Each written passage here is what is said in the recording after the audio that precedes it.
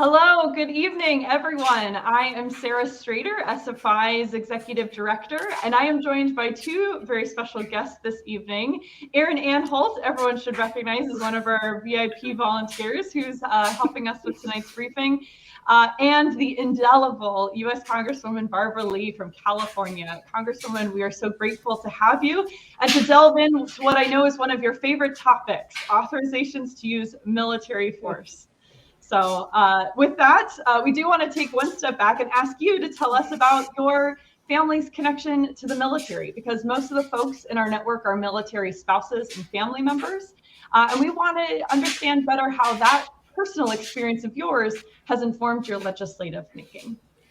Well, thanks so much. I'm really happy to be with you. I've never had a chance to talk to military families. And I have to just say, I was a military brat. My dad was in the military 25 years. And then my former husband, I was a military wife. The Air Force, I still remember his serial number, 197-18936. But I was born and raised in El Paso, Texas, which is where Fort Bliss and Biggs Air Force Base are located. And my mother and my two aunts were actually born in El Paso. My whole family was. And El Paso, though, is known as a military town. Very, and the African American population is probably maybe 3% now, but it was only about 2% then. And the military, that's, where the majority of African Americans who lived in El Paso, they were part of the military. So my mother met my dad there, and they got married. He was a lieutenant in the Army, and he was stationed at Fort Bliss then, but he had been in World War II. He was part of the 92nd Brigade based in Italy, which was the African American brigade supporting the Normandy invasion. The military was segregated then. You had all these wonderful patriots who were Black, who fought for this country, came back here, couldn't even go to a restaurant to eat or couldn't go to the theaters. And I remember all of that and very well. And so my dad served 25 years. He was transferred. He was in Japan in the Korean War also. And then he retired probably in 1976 and became a vice president of Crocker Bank. By then, he was a lieutenant colonel, and he was one of the first African-American military officers who really was in the tech sector. He ran the communications and technology sector at the Presidio of California. And then I also got married, and my late husband just passed away. He was in the Air Force. I got married at 16. And he was stationed at he was in Southern California. We lived in San Fernando, and he went over to Upper Hayford. He was transferred from Merced Air Force Base to Upper Hayford. And so after I graduated from high school, I joined my husband at age 17 then, and spent 2 years on the base in England as a military wife. So I've been around the block. And so I really share that background because I really so appreciate military families, and I know the sacrifices, and I know the support, and I know the fact that we need to do more, because I know so many military families right now are living on the edge, given the cost of living, given the housing costs, the whole 9 yards. And of course, if you're a military person of color or an African American, you have the challenges still of racism, which still permeates the ranks, and white supremacy.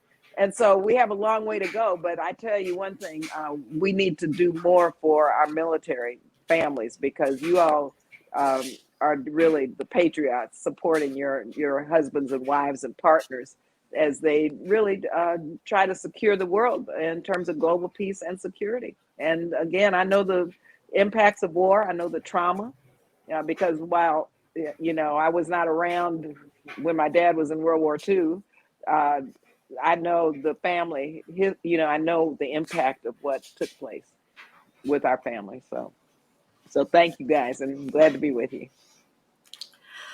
I appreciate you coming so much, and I also appreciate you bringing up the the reality of race in the military. And that's such an important thing. And if we talk to you again, I'm sure we would love to kind of dive into some of those issues a little bit more, because that is something that we've talked about here. But right now we're focusing on the AUMF, and you've long been an advocate for AUMF reform. Can you explain exactly how you came to champion this issue and why it's been a priority of yours ever since? Well, gosh, I always believe that the AUMF is authorization to use military force. And coming from a military family, and my dad always told me that the military option is going to be on the table, but you should really try to prevent wars. Try to look at alternatives to sending our troops in harm's way.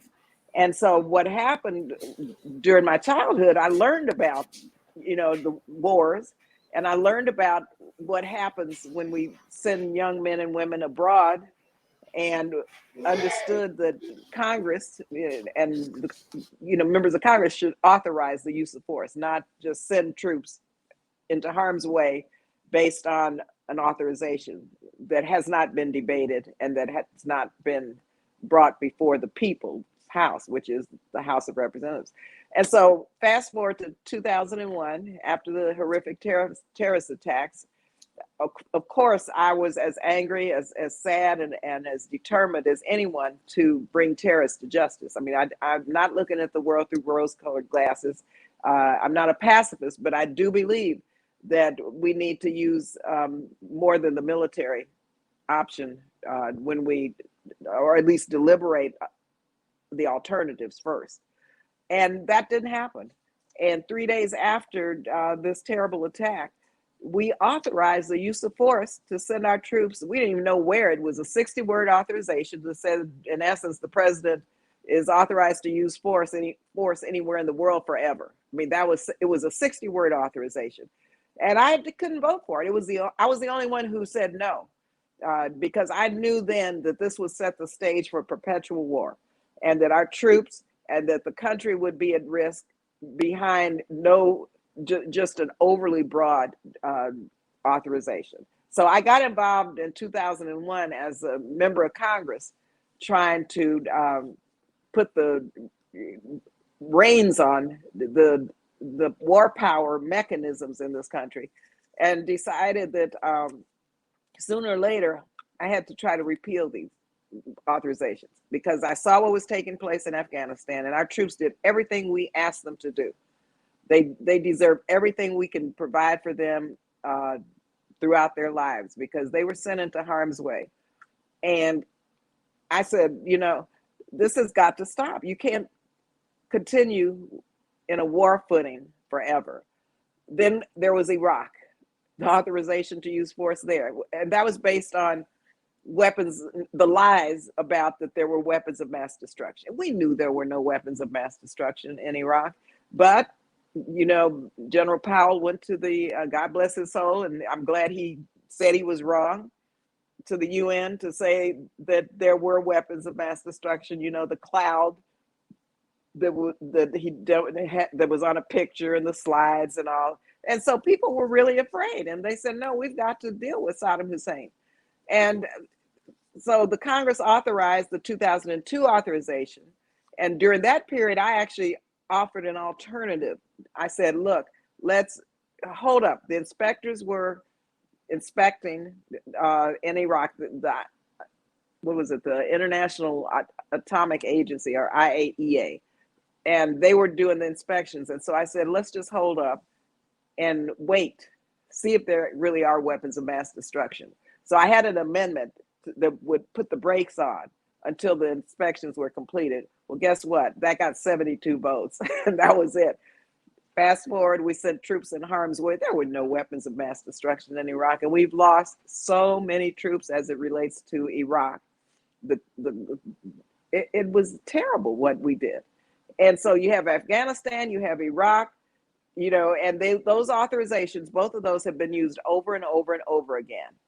And it's time to end these wars. It's time to put Congress back into the mix, to debate the cost and consequences. If the president wants to, any president, it's not a partisan issue.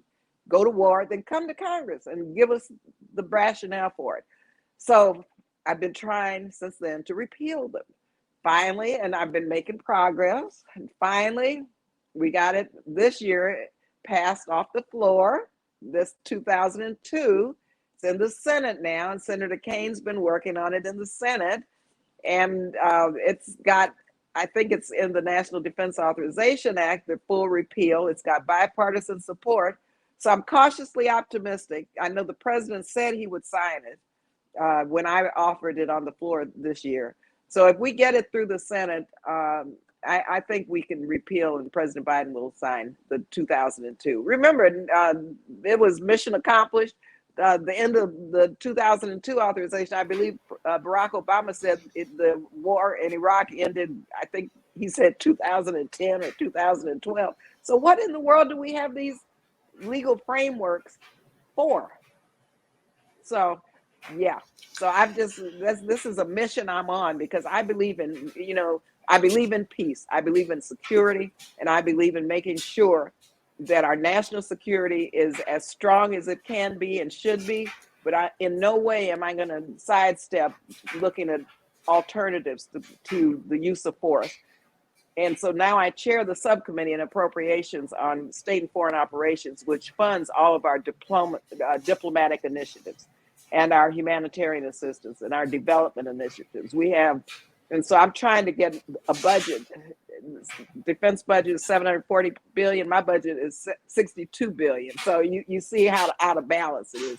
And we have those three, finally, I'll just say those three aspects of our foreign national security and national security policy: development, defense, and diplomacy. And so we need to reimagine and reshape those priorities and get a little bit more balance in it.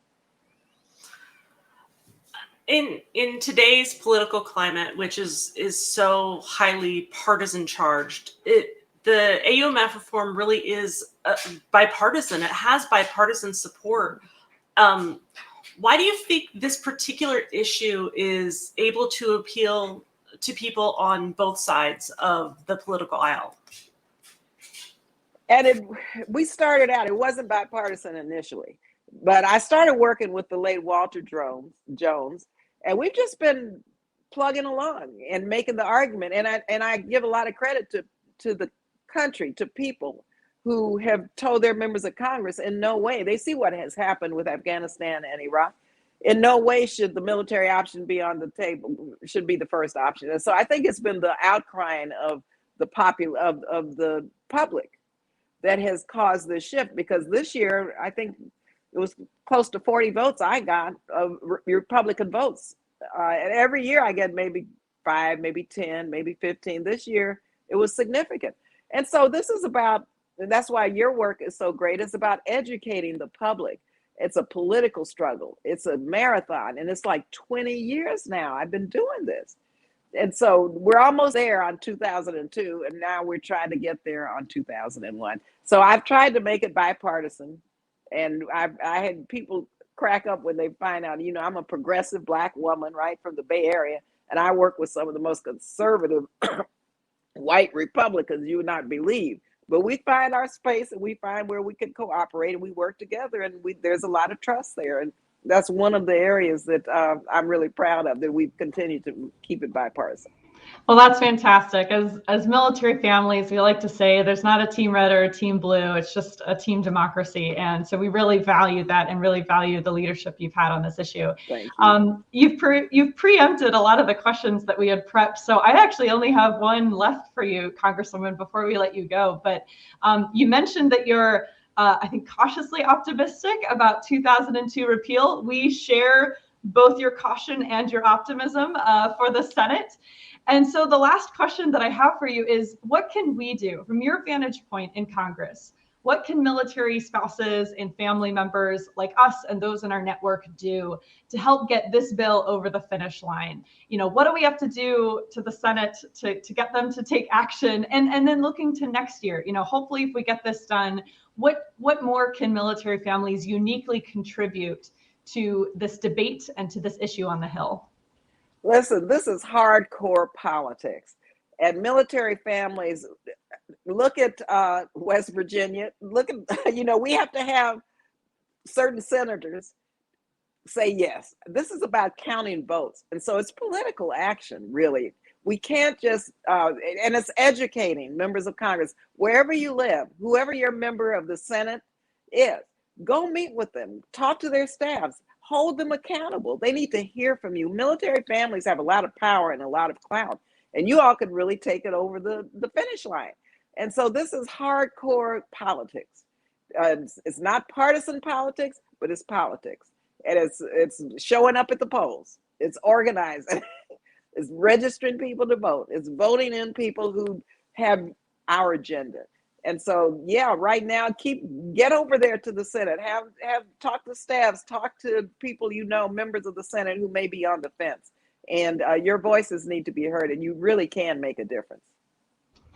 Well, I can't think of a better note to end on. Thank you so much for that inspiration. Thank you for sharing about your personal story as well. I didn't know that you were an Air Force wife as well. So now we've got that in common. And we just cannot thank you enough for your leadership. And we hope to have you back sometime in the future so we can talk about many of the other issues that we have in common. Yeah, I would love it. Yeah, my son was actually born on a base in London. Oh, you're kidding. Hospital. Yeah, my first son. Yeah.